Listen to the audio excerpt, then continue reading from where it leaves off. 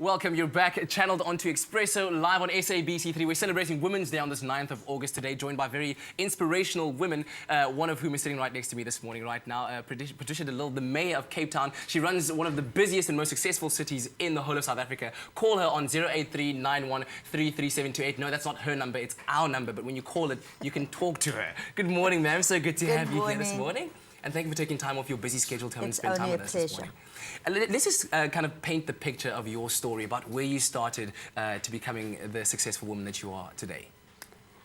I am what I am today because of other people and especially women. So I want to salute all the wonderful, beautiful women of South Africa this morning.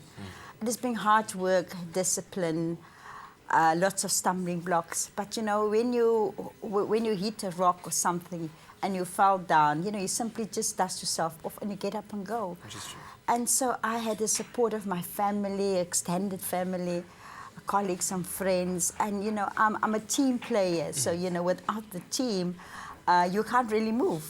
I'm looking at the teamwork here too this morning. It's like, you know, with military precision what you need to do. Yes. Yeah. And what were you like in school, though? That time I was called a tomboy because... Really? You were a tomboy? That's what they used to call me because I didn't wear shoes. I was playing cricket. I was playing soccer with the boys. Wow.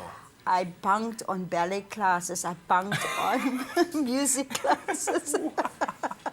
So I was just a rebel from a very young age. Yes. But I loved animals. And so my father gave me a small puppy when I was only 6 years old. And he said, you know, you're fighting with everyone, but I hope when you fight with the dog will bite you.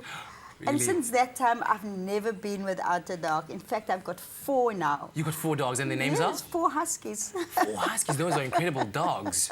So well disciplined, though. Yes, they're well disciplined, but, you know, they're very intelligent dogs, too.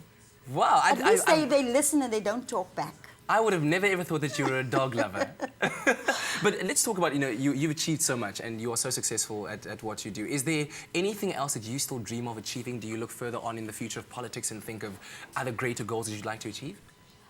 I think I've pretty much come almost full circle. You know, I started my political career in the Cape Flats in the early 70s. And that's here where I'm politically groomed and took part in the struggle against apartheid, and to be leading Cape Town, this wonderful city now, to me it's a great honor, and I'm very humbled by the confidence that people have placed in me.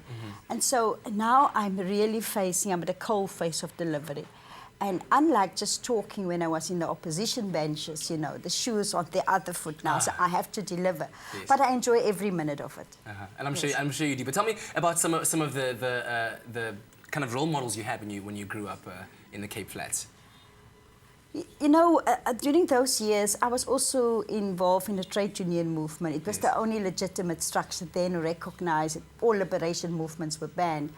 So during the years of the trade union movement, we had many colleagues. You know, I mean, my real mentor in the trade union movement is a person by the name called Manene Samela. Yes. We were together in South African Chemical Workers Union until I was elected the Vice President of the National Council of Trade Unions.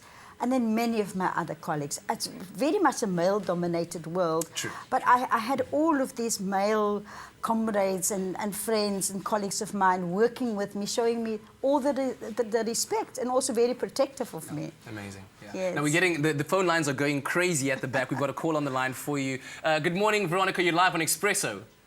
Good morning.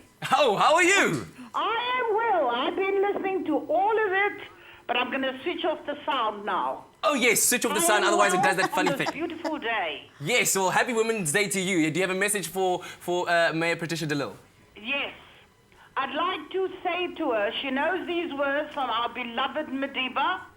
A winning nation is an educated nation, a reading nation. I'm an old teacher. I may be 70, but I'm a funky 70-year-old. And I want Patricia to do something about getting our children to read. She can phone me on my number, 021-715-2633. I've been involved in education for 50 years. I'm still doing it.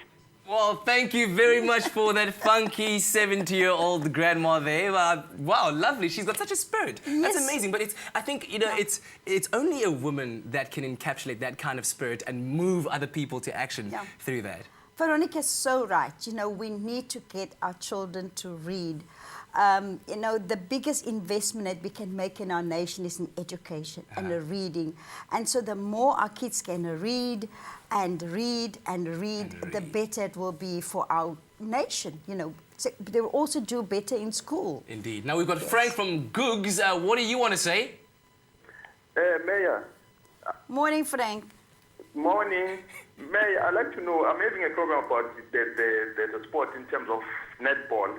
What are you going to do to make sure that in Google there's court for netball, many courts, so that we can play at night? I'd like to know about that. Well, certainly I can get your number off air and then we can talk so they can hear exactly what the needs are. You know, if it's in terms of getting a piece of land or if it's on school property already, let's talk about the details. And then what would be your message for women on Women's Day today? My message is being the same every year to all the women of South Africa. You know, all the bad things that happen to us, what happened to us in life is what we allow to happen. So don't allow these bad things to happen to you.